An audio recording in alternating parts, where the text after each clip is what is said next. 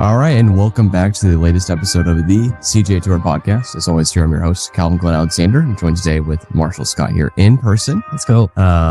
So glad to make it to Stillwater here and touch base with you in person a little bit. And, of course, want to talk about the Oakland State basketball season, but really softball's win last night. As we're recording this on Monday, the 17th of February, almost halfway through, and want to talk with you as well, of course, about football and every other sport in the nation that we can. Kind of catching up here in the football off season as well. So Marshall, thanks so much for joining. Absolutely. It's always great to do these in person. It's a lot more fun. Yeah. A lot more fun. Feel a little bit better about it too at the end of the day. That way if I'm giving you a hard time about something, I kind of know better in person. So it's usually a good deal. And my camera can't mess it up. Yeah. There's just a couple YouTube comments floating around. So we want to, address those as well too here. So it's a good deal.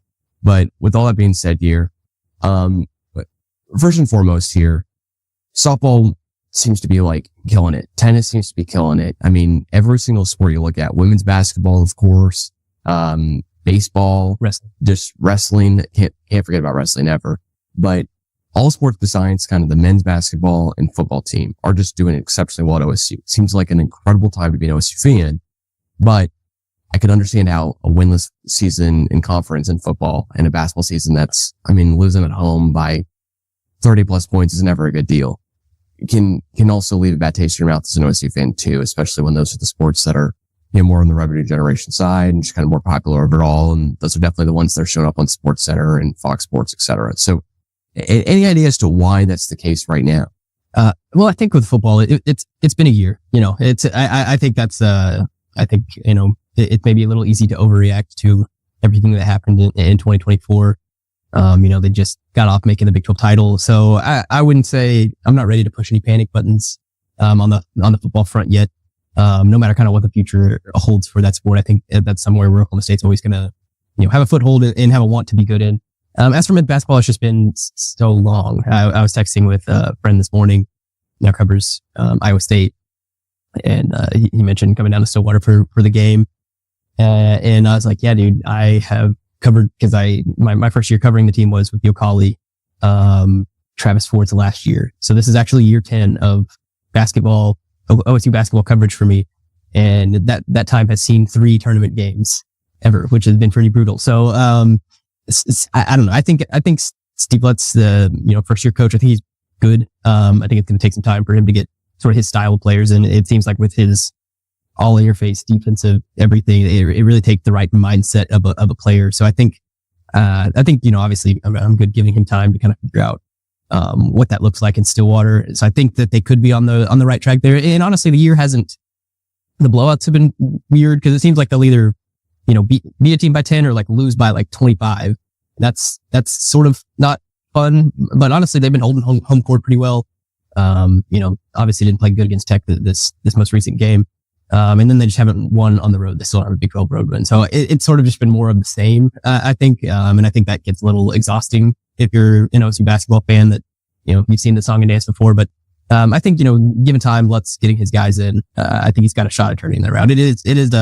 I thought about that a couple times. If you're an OSU freshman right now, yeah, you're like, wow, this isn't very much fun at all. You spend all fall watching the football team lose, you jump into the gym and now the basketball team's losing. So, I certainly see that aspect of it, and it was a little scary that it is the 2 revenue generators, but, I think, football, for now, we'll say it was a down year, and then basketball, it's going to take time with how much time has passed since they've actually been good.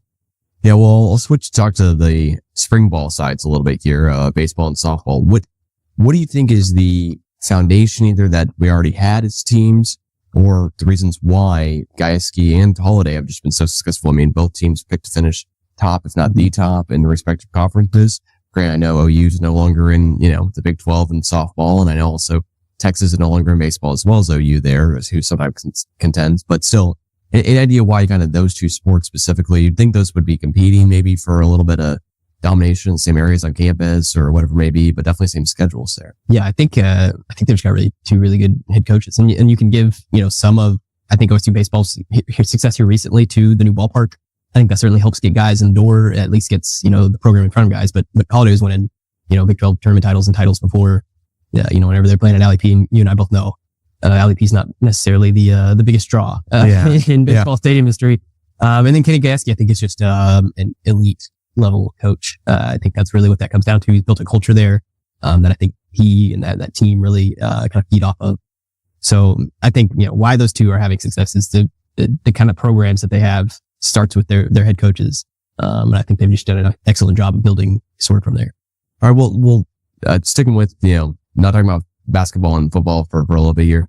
And, we'll get to wrestling in just one moment. What do you think's the deal here with women's basketball? Is this a year, especially a year we should have known about ahead of time? Is this more of like a season coming out of nowhere for a couple players, or what's the gist? Yeah, they weren't picked very high. I want to say 11th, I think, in the preseason poll.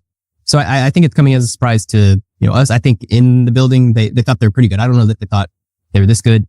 They did struggle at BYU a couple nights ago, and that was a real stinker. They lost to Houston, whose only Big 12 win is Oklahoma State. So, that's brutal too, especially whenever Oklahoma State's just a couple of games out of, the title hunt for the Big 12. Big game against Utah on Tuesday. I'm losing days of the week already. So, big game for the Cowgirls then, to kind of get back on track. But it's a really fun team. They play a fun style. JC Hood's got the girls running them down. They're shooting three, at a high clip, a high efficiency clip.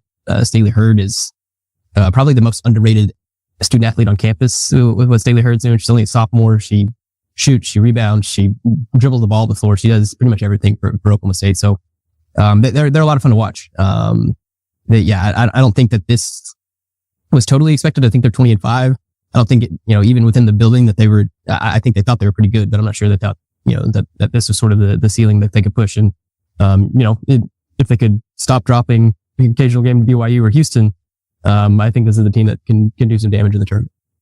Yeah, it seems like every single time I'm checking the OSU daily email they send out for sports fans, or really just checking, I guess, X and threads and whatever, it is all about women's basketball, which it should be all the time. I mean, it's just it's a lot of fun watching them, and it does seem like they've come a little bit out of nowhere. So it's good to know it's 11th, that I should have been kind of being on the back end of it, figuring it out is a better deal. Well, put it off long enough here. Wrestling. Did you think David Taylor would get being number 2, number 3 team in the nation this quickly? No. So I didn't. I've covered Oklahoma State wrestling, but I didn't really know much about the wrestling ecosystem beyond Oklahoma State. So whenever David Taylor got hired, I'd heard of the term Magic Man. I'd heard it, but I didn't really know who David Taylor was. So, obviously, and then you realize this is a pretty big deal. And, in the wrestling world, this was a very big deal. I think, as far as how good this team is so early in the Taylor era, I think a lot of that credit also should go to John Smith, because he brought in Troy Spratley, he brought in Tegan Jamison, from Minnesota, 2 guys who are still in the starting lineup now. And then a lot of those, maybe all but one of the Cam Amin, Dean Hamady, Wyatt Hendrickson, Caleb Fish class that came in. Those guys are all starters now. A lot of those guys were committed under Smith. So I think this thing was headed in the right direction. And I think that's a credit to John Smith on the way out, making sure that this thing is as healthy as possible, where he handed off, and then, he handed off to David Taylor. And it's been incredible. And, and not even only on the mat, because, the Cowboys are undefeated right now. Sunday got a monumental duel against, Iowa. But then on top of that, he's killing on the recruiting trail. He's got the number 2 wrestler in the 2026 class committed, and he's got the number 3 wrestler in the 2026 class committed. So, tides are definitely a turning. Penn State, it looks like it's still far and away the best team nationally right now. But I think we're going to find out Sunday that, Oklahoma State is right there with number 2, and that being Iowa. So, was it expected to happen this quickly? I don't know necessarily. I think they were, some positive steps forward being taken. But man, I think that as far as I've covered and been a part of, whenever we got to school here in 2014, this is like the most talked about wrestling, season has had. So, I think, I've been really, it's been fun to kind of fall into it. And, wrestling's a very diehard community. And whenever you can understand, what's actually happening on the mat, it's sort of a lot of fun to kind of be a part of, and just to see a group that's excelling at such high level. Yeah, it seems incredible, and can't wait for this Sunday, or this weekend here against Iowa. Should be incredible. All right, well, do want to talk about football and basketball, of course, as well too here, and probably we'll come back to the other sports in a minute, but football, there's just so many new guys overall. Everywhere you talk about, especially quarterback, we've talked about a couple times already this offseason. And of course, just the new staff, everything like that. is there stuff being done in the background that's just like obvious stuff I should know about of how the players and coaches staff are meshing together? Or is there something they're doing extra to kind of just get everyone on the same page here during the off season? Or what kind of can they do during this time as well? Yeah. So I think it's mainly a bunch of winter workouts, which I think is really where, a lot of teams get formed. We're not going to know a ton about it until, spring ball, whenever, they start meeting with media again. But, I think this is a really important time for them, not only because, you've got all these new players, you've got all these new coaches evaluating these new players, even the players who returned, those are fresh eyes now, from the coaching staff looking, at them. So I think that's all sort of exciting. As far as like what's happening right now, you have like winter workouts. It's maybe not the most fun stuff to talk about or write about or discuss about, but, some of the most important things I think, for a college football team, sort of happen in these winter months. And then by the time spring gets rolling, that's when I think we'll finally sort of get a little bit more insight as they talk to the media for those first few weeks. But yeah, right now it's workouts, which are very important, but maybe not all that sexy. Yeah, that makes sense as well too. Well, what type of schemes like offensively do you think we're going to see this season in comparison to last year or maybe some previous year? Yeah, that's going to be interesting because, Doug Meacham, new offensive coordinator, came from TCU, but he spent plenty of time on Gundy staff, here in Stillwater. So I think ideology wise, it's similar to what Oklahoma State's, ran for a while. Meacham has had other influences, throughout his coaching tenure after he left Oklahoma State. But, I think it'll be somewhat similar. I think it's going to be, pass heavy, throw the ball sideways, sort of that type of stuff.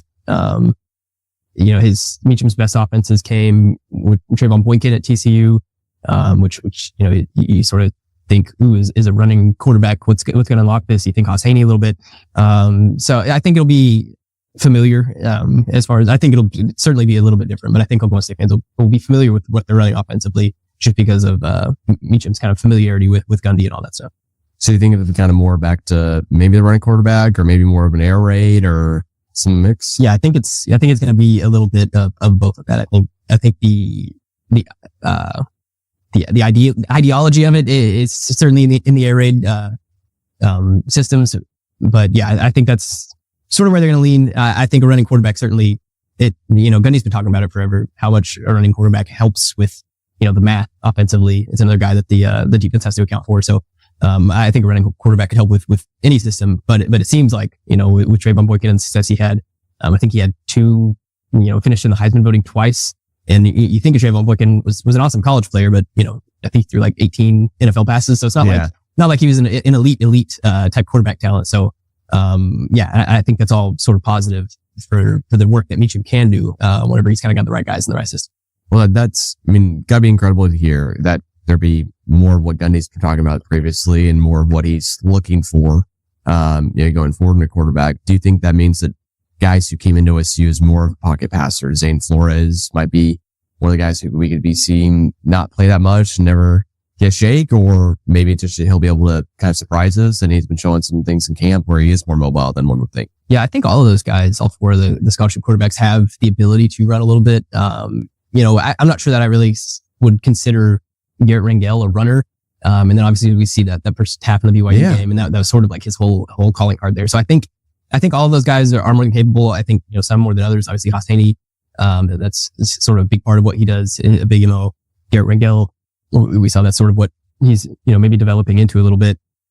But, watching, Zane Flores and Milwaukee Smith in high school, both those guys are capable, runners, certainly more capable than Alan Bowman. I don't want to, Alan Bowman's been kicked on his shins and up. I don't need to do that anymore, but I think that no matter who's starting at quarterback for Oklahoma State, next year, there's probably going to be a run element to it. And I think all of those guys are more than capable. Some maybe just a little bit more than others.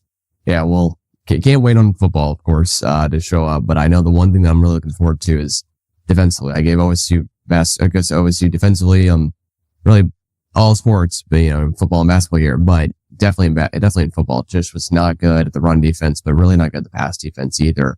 What kind of schemes or changes do you think the Grantham will make here? Yeah, it sounds like they want to be pretty multiple. Sounds like it's going to be a base 4-3, 4 down linemen, 3 linebackers. And yeah, there's so much that needed to be fixed with that offensive line. It was, I think, the worst rushing the last I checked, is like midway through the year, is on pace to be the worst rushing defense in like program history. And you mentioned the back end certainly wasn't, that much better either.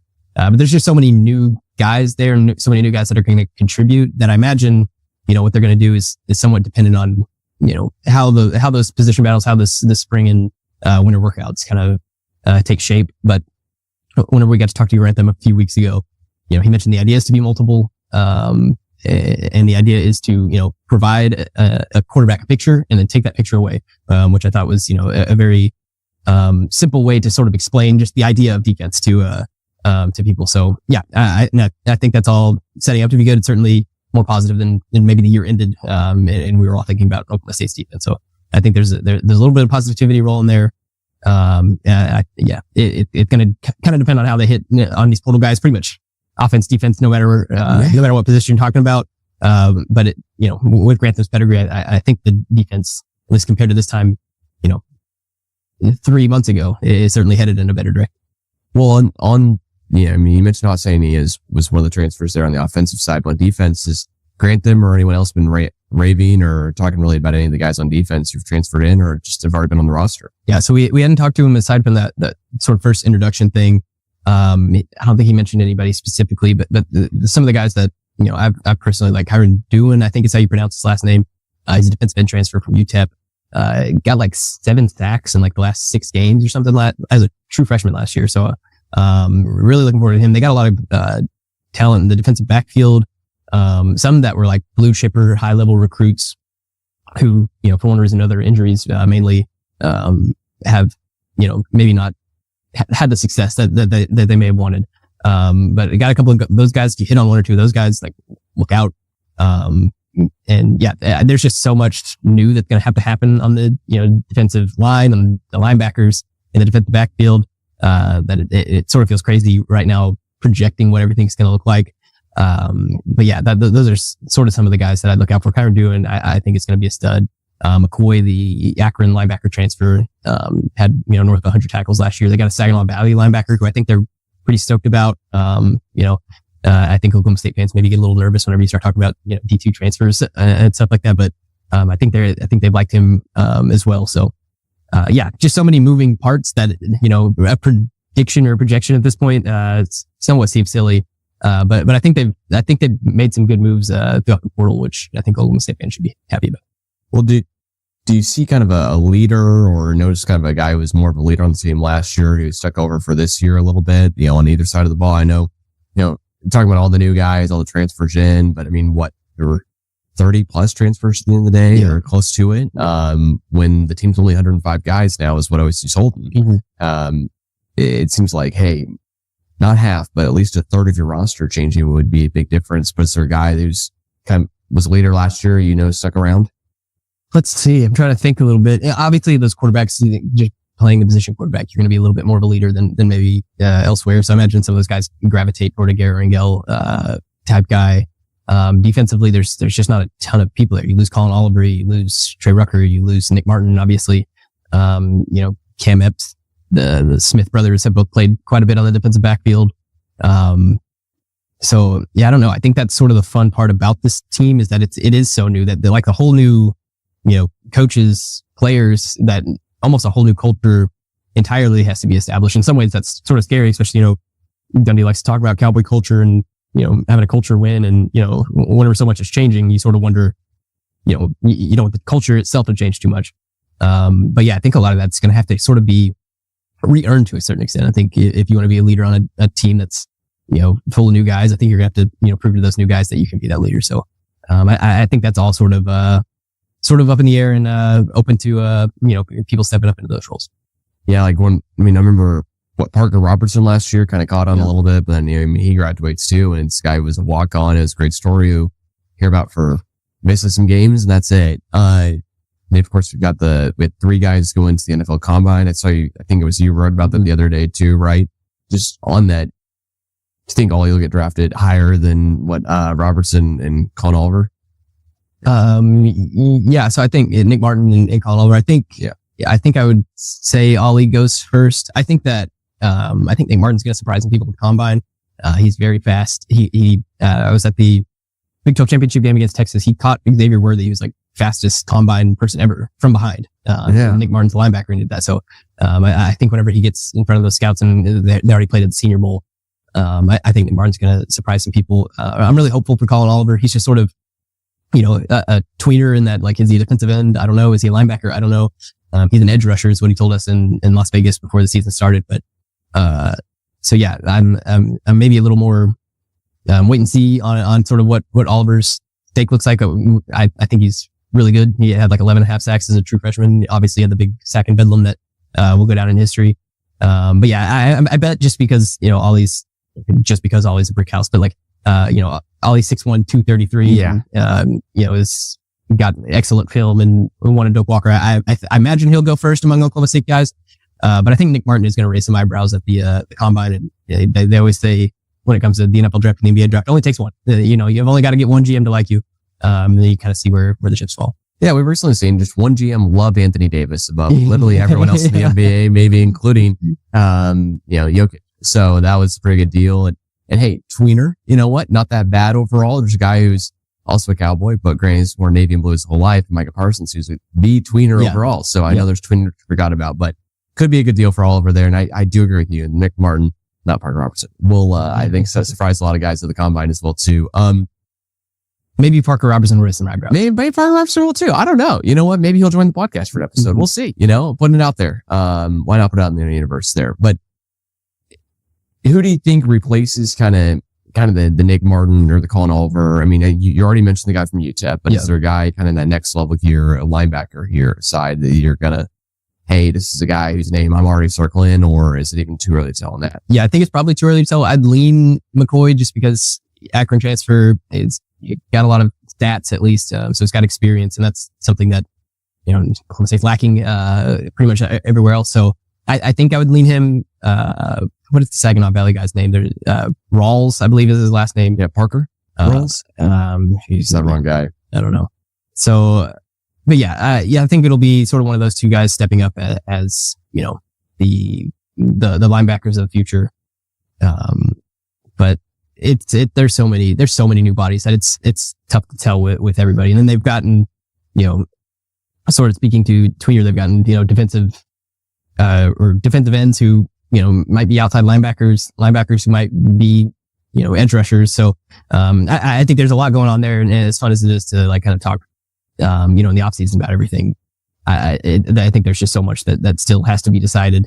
But Kyron Dune is definitely a name I'd watch for, on the defensive end. Brandon Rawls is the Saginaw Valley guy. And then Brian McCoy, I think, is another linebacker to kind of keep an eye on. Well, it sounds like we're in for one heck of an April 19th. That is the Saturday of the Remember the 10 run, but it's also Saturday that Oklahoma State football will be on the field. Ben's can come watch for the first time in a couple of seasons. So looking forward to that as well, too. I saw it as well here. The schedule came out for the Big 12 finally, at long last. And wanted to ask you, you wrote about that, I guess, a couple weeks ago here, but what did you think about the Big 12 schedule here? I know immediately it's kind of like, okay, we get shafted and we have a bye like week 3. And then, okay, our other bye is after a long stretch of games. But I mean, homecoming against Cincinnati looks pretty winnable. I know it's early to say that. And of course, last year preseason prediction was completely opposite of how it ended. Yeah. Hopefully I'm right at that point, but who knows? So wanted to ask you about that as well too. Yeah. I think it's front loaded hypothetically. Cause like you mentioned, everybody picked Arizona State to lose pretty much every game they played in last year, and they won the Big 12. So, at this point, I think it is front loaded though. That back stretch after homecoming, you go to Texas Tech, to Kansas, you get a bye, you host Kansas State, you go to UCF. That went great last time. And then you host Iowa State to close the year. So I think the close of the year is going to be pretty tough. Obviously there's an Oregon game towards the start of the year. But I think I think that stretch, obviously UT Martin's winnable. Obviously Tulsa's winnable, but I think, Baylor at Arizona, Houston, Cincinnati, I think those are some winnable games that, if you want to, get back in the good graces of bowl eligibility, got to put a couple of those away. So yeah, I think, what stood out to me was obviously, holy crap, whose idea was it to schedule Oregon? And then it was, the end of this is pretty rough. Tech's had a, great transfer portal, playing there. At Kansas, Jalen Daniels is coming back. Kansas sort of figured it out, at the end of last season, whenever it was well too late. Kansas State always good. UCF, like I mentioned. Yeah, I was at that game. I think it was 45-3. Hopefully went to Disney World after to save the trip. I went before. Yeah, okay. All right. And then Iowa State's always, under back. Good. So, My big takeaway was sort of that it's backloaded, but then at the same time, who knows what the heck these football teams are going to look like come August. So I've got no idea.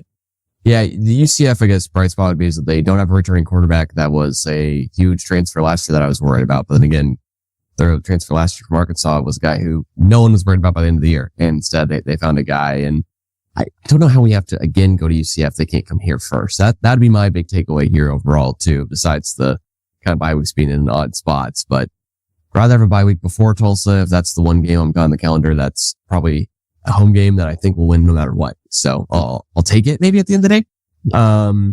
Well, do want to ask you again to circle around back here to Steve Lutz in basketball as well. So, Grant, watching Big 12 basketball is a delight because it's every single night. It is a rock fight. It's a ton of fun to watch, but that's from a basketball junkie, not an OSU fan perspective.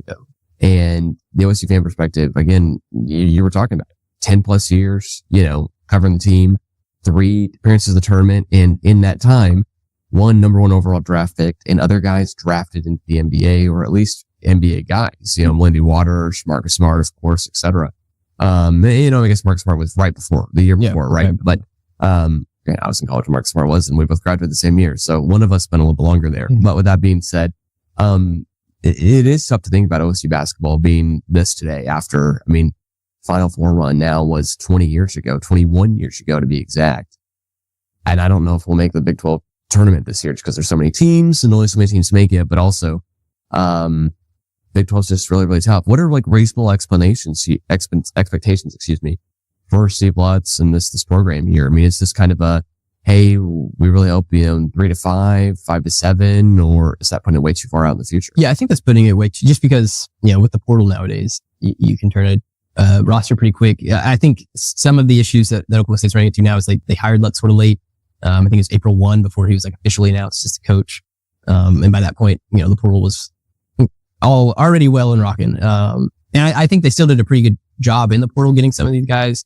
But yeah, so I don't think, it should be, anybody should be thinking too long a term. I do think within the next, 3 years, if they're not at least knocking on the door of the NCAA tournament, then it's okay, is this, really worth it? But like I said, I believe in sort of his philosophy of just playing hard and playing defense, getting up and down the floor. I think it's, it has the opportunity to be really fun. And then it has the opportunity as well. You think of some of those Press Virginia teams, and it's not, apples to apples, same style of team, but, to have a team that nobody really wants to go and play, they'd be oh boy, we go play Oklahoma State today. I think that's going to be, some team's mindset here in a couple of years whenever they're, Steve Lutz has his guys and they're playing that, in your face defense. I think there's going to be a lot of teams that are not looking forward to playing Oklahoma State on a given weekend. So, I think that'll be fun. I think it's just going to take, another cycle or two for him to get some guys in. Yeah. Well, I hope it's quicker rather than later. And we've seen Big 12 teams that all of a sudden get the number 1 overall guy when it's BYU, who before this season, if you asked me how BYU hoops is, I wouldn't have had an answer. That would have been good enough to Jimmer suffice. Yeah. It would have been I remember Jimmer, but I don't remember much else besides where they are and what they're known for, which is kind of beating us up in football until we played them. They kind of fell off after they beat us. But what do you think is kind of the difference between football and basketball versus just the other programs in general? Is this kind of just the coaching influx in basketball making a huge difference, and then other programs have had coaches for a while, and football, it's Gundy. I'm not going to put this 1 year all on him, but it does seem a little just odd that it was just a complete collapse from inside, or is this kind of just kind of what programs go through in NIL eras and differences? Yeah, I think it's just it may be harder to win in football and men's basketball because those are the sports that everybody's trying to be good at, So yeah, and like we said, the basketball team has been bad for a while. I don't think, anybody was going to snap their fingers and it was, automatically going to be fixed. And then from a football standpoint, yeah, I think, give it another year.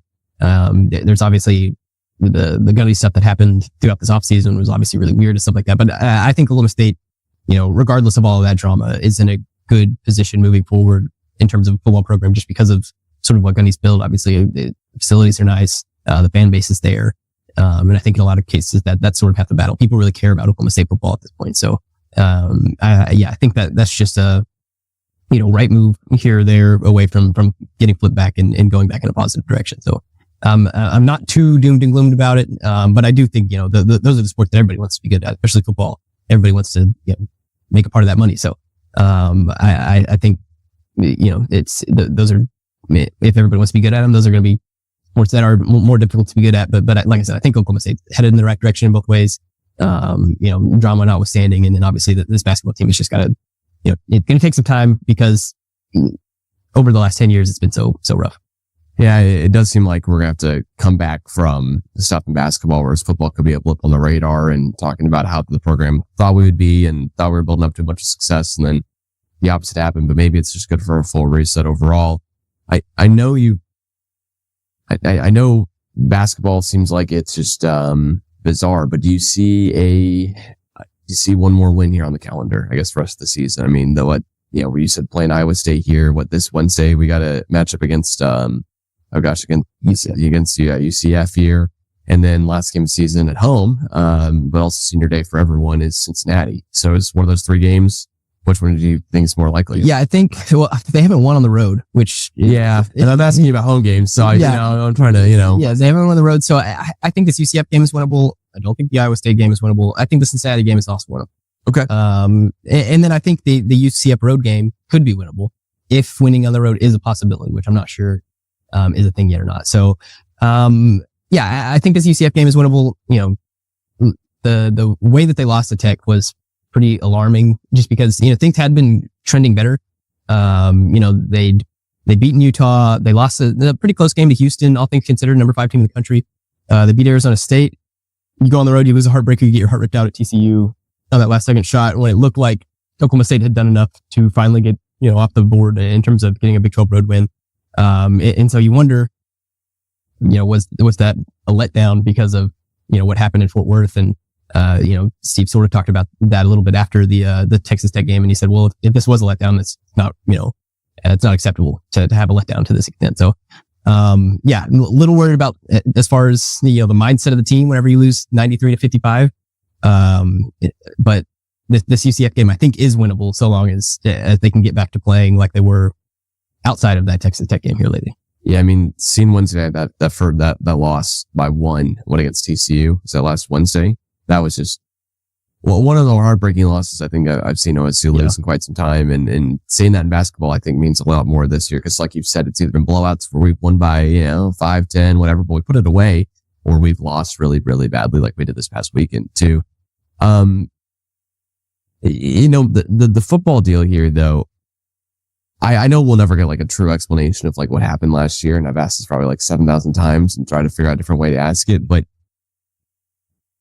with us losing every single conference game, but really not being close in the games that I thought would be close in. I mean, you schedule homecoming, you schedule against Arizona State for a reason. Arizona State picked to finish last for a reason, before the season starts. We're picked to finish top 3 for a reason. Do you think that was more the players stopped buying into the coaching, which is something maybe, hey, there's only one guy left in the coaching staff, so clearly a change has to be made? Or do you think more of it's just really circumstantial and just really a bizarre year? Yeah, it's tough to say because I think there was certainly aspects of this you somewhat could see coming in 2023, despite all the success that they had of making the Big 12 title game. But you get blown out by South Alabama on your home field. That's, they had the 3 quarterback rotation thing going on.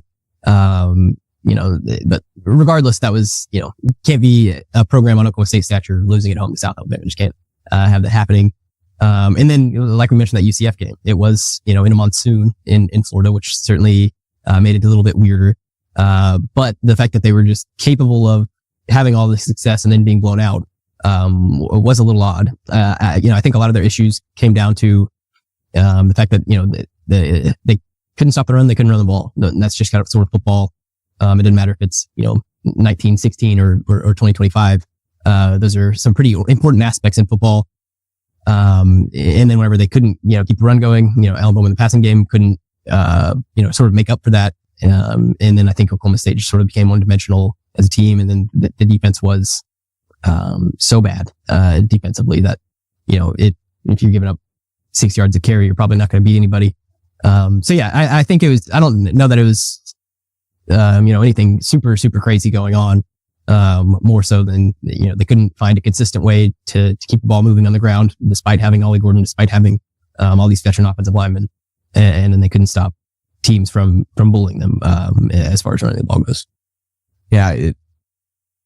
I really do hope, because I want to see, of course, Oklahoma State do well, but I just want to see us right off into the sunset with Gundy at the helm. I mean, I want to see him retire on his own terms, especially after this whole weird offseason with Board of Regents and, just everything else that went on. Is there anything that you've heard or learned about Dr. Trum's exit and the way it happened? I mean, at all, I know this is getting off the sports subject even, but anything at all that you heard or got hinted at from the sports perspective whatsoever, or that just more on the other side of the... Yeah, I was surprised by it. Obviously I think everybody, was to a certain extent. And then, so that non-doc article got released and I read it. In full transparency, I am not smart enough to understand what it was really even talking about. I think certainly the timing of it's a little weird. Like that, not a ton has been said past that. It has been a little weird.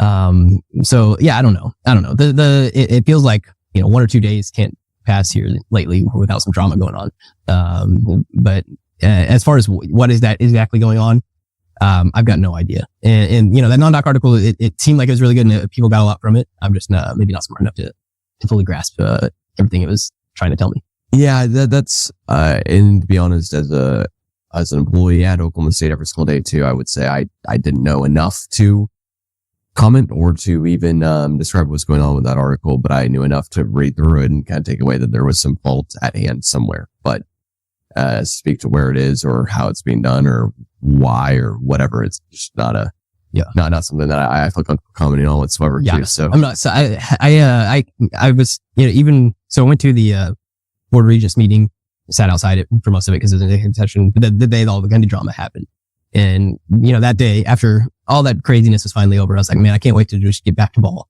And then they hire all these coaches and stuff like that, and I'm like, okay, we are officially out of the drama. And then it's like, nope, here's some more stuff. So yeah, like I said, I'm just not.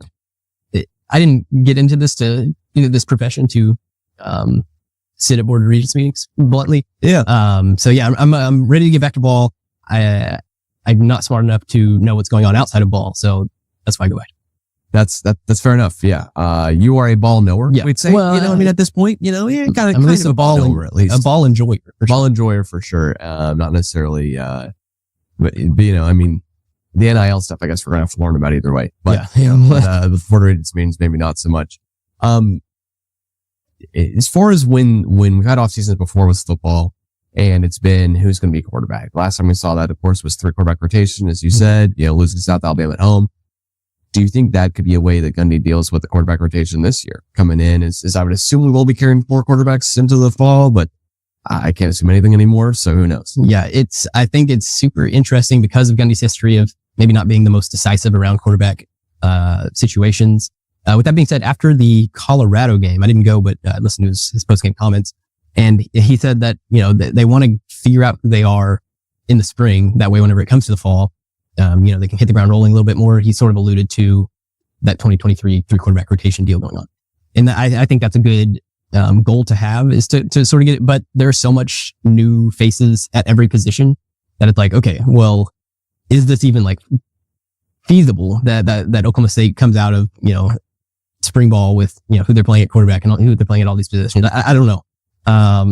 Will they start the year with 2 guys? Maybe. I think they got UT Martin to start, which shouldn't be an issue, either way. And then you go to Oregon. It's like at that point, do you want to have 1 guy? Do you want to maybe have that be split up a little bit because you're probably going to get beat anyways? I don't know. I think all 4 of those guys being, Garrett Rangel, being Zane Flores, Mike Walkie-Smith, and Haas Haney, I think all of those guys have a shot at this competition this spring. I think I'm in the camp that leans Haney being the favorite because of his running ability, because of his, sort of pre-existing relationship, I guess, with Doug Meacham. But I think they're truthful in saying that this is an open competition. Whoever can get it. But, I don't know. I like the idea of having this wrapped up by the end of spring. And even if it is, I don't think Gundy's going to tell us. I don't think he's going to come out and tell us, hey, by the way, so-and-so's the quarterback. I think, that's going to be sort of a known thing within the team, that maybe doesn't get out, publicly until, the going into the actual fall. So I don't know that they're going to tell us one way or the other. And it seems far-fetched almost, considering we just came out of a 3 quarterback rotation, that, all these position battles are going to be wrapped up by the end of spring. But maybe they will be. Maybe this will be a series of like, hey, we've got to figure out this and we've got to start moving forward. So, I think that's what a lot of Oklahoma State fans are hoping for. I just hope that they pick the right guy, whoever that is. And the crazy part about being, a fan or an outsider or whatever is that we don't really know who the right guy is. Like we're not watching practice. We're not seeing how they, interact, stuff like that. But yeah, I think there's a firm shot that, this is lingering come the fall. But I think the goal should be for it to not. Yeah. And as someone who's only ever watched football, I don't know if I feel too confident watching a practice and then knowing either. It would, I have to put trust in the coaching and in the leadership to know as well too, because basketball, hey, there's only 5 guys. I've played basketball, coached it, could try to comment, but still would feel way out of my element ever commenting on college basketball, let alone high school basketball, some days. So all that being said, yeah, I trust this with the coaching staff, but I'd be interested to see kind of who comes out of it. Also curious who comes out of it on the wide receiver side. Do you think maybe Shredden, this could be the year he kind of breaks out as this guy who's been just dealt with injuries? And of course now it's, Presley and Stripling both leaving, granted for different reasons there. And Presley graduating as, top 3 pass catch pro Oklahoma State history. How do you think kind of his production's replaced, and is it with Shredden? Because I know there are different types of receivers. Yeah, I think there are different types of receivers. I think Oklahoma State fans, like maybe at the top of their football wish list for this year should be a healthy season for Talon Shetron. It's just been like one thing here, one thing there. And then there's been other pockets where he's shown he's really good. His speed, I think, talking to Corey Black at the beginning of last year and Brendan Presley at the beginning of last year, they both put, Talon among the fastest guys on the team. And I think he's like listed at 6'2", 6'3", something like that. He's a blue chip recruit. He's committed to Oklahoma. Oklahoma State got him to flip. I remember that was a huge day. So yeah, I think that's the guy that I think about whenever I think about Oklahoma State's receiving room. In terms of other guys, I think Gavin Freeman is prepped to have a pretty big year. I think a lot of Oklahoma State fans are maybe forgetting about him a little bit because he played, was it the first 4 games or it was just 4 games early in the year? And they decided to shut him down and redshirt him. So I think Gavin Freeman's, big. The other wide receiver transfer from last year who's came back, who's now escaping my mind because I'm thinking about 400 different names. But I think he'll probably play pretty well. I think he had some pretty breakout moments. I'm trying to pull up his name right now because it's making me so mad that I'm forgetting it. Yeah, no, but you're right though. In Gavin Freeman, 5'8" out of Heritage Hall, Oklahoma City guy, but yeah, played a freshman, sophomore year at OU and then transferred over. And his stats indicate here that he's got no stats for this year, of course, as OC defaults 2025 year. But, he had 30 reception yards last year and his longest reception was 23 yards. So sounds like he's a big playmaker when he gets a chance. But yeah, he appeared in 4 games last year and it was all the first 4 games. Yeah. Dwayne Lofton was the other guy I was thinking of. I think that he'll have another, I think, he showed out at times this past year whenever, the receiving room was pretty stacked. You think of Brendan Presley, Dejon Stribling and Rashad Owens.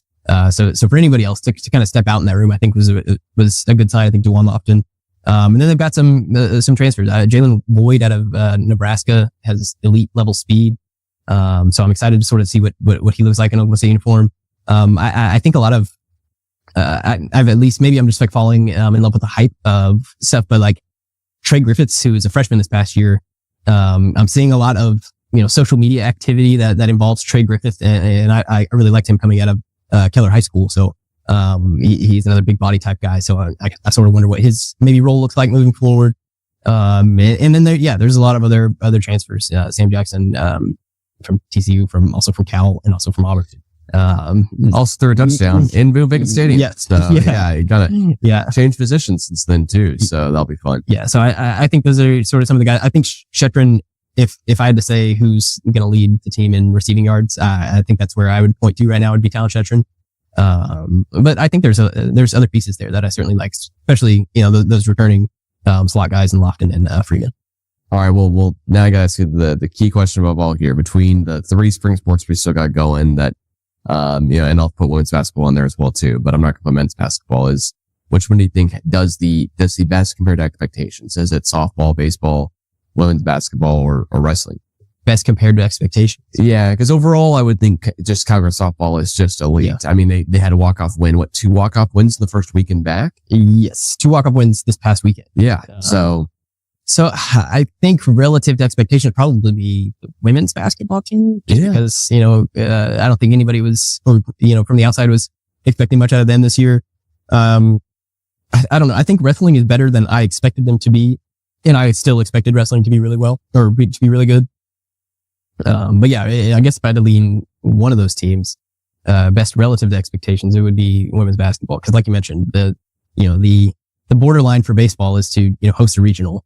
The borderline at this point for softball is to make it to the Women's College World Series, which is like a crazy, expectation to have.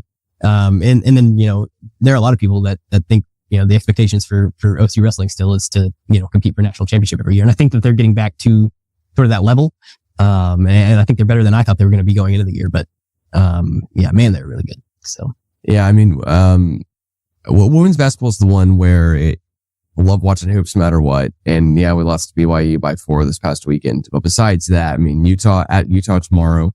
Glad we just get the whole state of Utah knocked out in one trip. But, hosting Colorado this Saturday at 2 and then Cincinnati and then at KU. So currently speaking, we have no other ranked teams we face on the schedule in women's basketball, and we've knocked out top 10 TCU at home at the time, and, knocked off, of course, K-State too, just 2 weeks ago. So yeah, this Utah team is pretty good. I think they're also 20-5. So this is going to be a good game. And man, I really wish they didn't lose to BYU. That way they'd be right in the fight, in the Big 12, especially if they didn't lose that game with Houston as well. Those are two that, I think JC White's squad's going to be kicking themselves come the end of the regular season. But yeah, it's very winnable from here on out.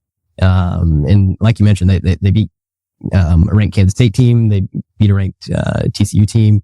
They beat a ranked West Virginia team. Before that West Virginia team then, turned around and beat them again. So, I think this is a team that, I think Oklahoma State got 3 Sweet 16 runs in its women's basketball history. I think this is the type of team that can go on a similar run. Just gonna have to maybe be a little bit more consistent, whenever it comes to teams they should be beating.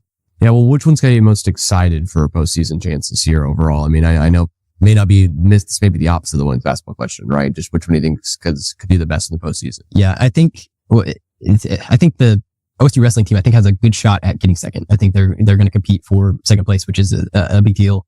I think Penn State is too good. I think right now their team right now is good among Penn State teams that are good. So like it's a historically good team, that Penn State's got rolling. So, I think Oklahoma State wrestling is going to compete for second. I think it's going to be right sort of neck and neck with them in Iowa at the national tournament. The women, like I said, I think a Sweet 16-ish type run is possible for this group. I think, I think softball started 5-4, which sounds not great. But I think they're already 2-2 against top 10 teams. So it's like, the schedule is crazy. OSU started 5-4 in 2022, I believe. That was the year that they were a win away from the championship series. So, I think everything's still very much on the table for Oklahoma State softball. Men's baseball, let's just get the Cowboys to a super regional, and I don't really sit on the fence of, it comes down to it. It is OSU's fault that they didn't get out of those regionals, but every regional that Oklahoma State keeps getting in, that it hosts, has a team that runs all the way to the World Series. So that's been rather unfortunate for the Cowboys over these past couple of years. But like I said, I think they're going to be really good. I think they're going to have, some pitching stuff that they've got to figure out early. They've got a lot of newcomers in the pitching staff. They're pitching freshmen, they're pitching transfers. So, I think once everybody kind of figures out their role there, I think baseball's going to get it rolling pretty good too. I gotta say, watching baseball games on Flow Baseball, I guess. Yeah, I mean, Louisville looked pretty cocky. They looked like they really wanted to show up OSU, and it was nice that the opposite happened. We were able to show them up. Happens every once in a while. You kind of feel like, yeah, you know what? Kind of showed them up a little bit. It feels good.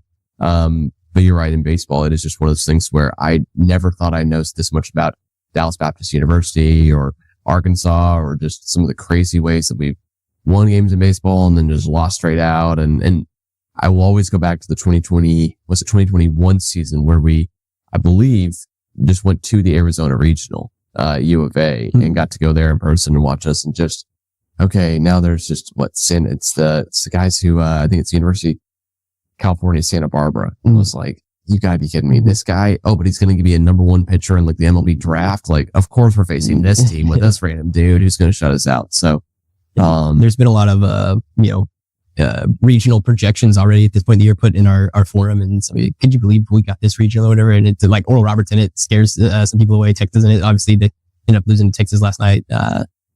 Just Texas history as a program is a little bit like, please don't put them in Oklahoma State regional either. So yeah, it just, it feels like you're constantly waiting on the other shoe to drop with OSU baseball, but I think they've got all the pieces there. It's just going to be a matter of it all kind of coming together at the right time. One of these years, which I think is bound to happen with how good they've been. Yeah, it's funny you bring that up with the loss to Texas. So, I mean, I'm assuming you're talking about the one, was he yesterday? Yeah. I mean, that's just, it's a bummer overall, but I guess, I think it lasted 4.5 hours, that game. I just, I mean, different headlines say different things. Oklahoman's got, routed. And of course, the Oklahoma has, loses big to, whatever it may be. So, but yeah, 4.5 hours for a baseball game where you end up losing like that. Not trying to wish that on a villain of mine, but maybe what it is today. Cause that's pretty tough overall. But then again, baseball's so new. We're 1-2 on the season. So it's, a tough deal. Well, Marshall, if you're not already and you're watching this on YouTube, please follow at Marshall Scott OK on X, Twitter, whatever we're calling it today. I'll try to get all the names right at some point, but are you on Threads? You picked up Blue Sky or? I think I technically have a Threads account. I don't know. Okay. Haven't got on Blue Sky yet. I've heard great things, but like I'm trying to be somebody who cuts social media out of my life a little bit more and more. So I think eventually I'll make the jump over to Blue Sky, but I'm not yet. Well, we'll keep all your stuff relevant here, with the CGA Tour and keeping all of it. So thanks so much for everyone following. And as a crowning note here, we're recording this on Monday, February 17th, but OSU's closed tomorrow. So, just got the text and a call there from my wife. So, well, we know. Be a good day. Hopefully working from home tomorrow, but we'll see. But, hopefully you're listening to this one, watching on the snow day here on Tuesday, February 18th. But thanks so much again for joining Person Marshall. Hopefully we can do this again soon and catch you guys all again soon.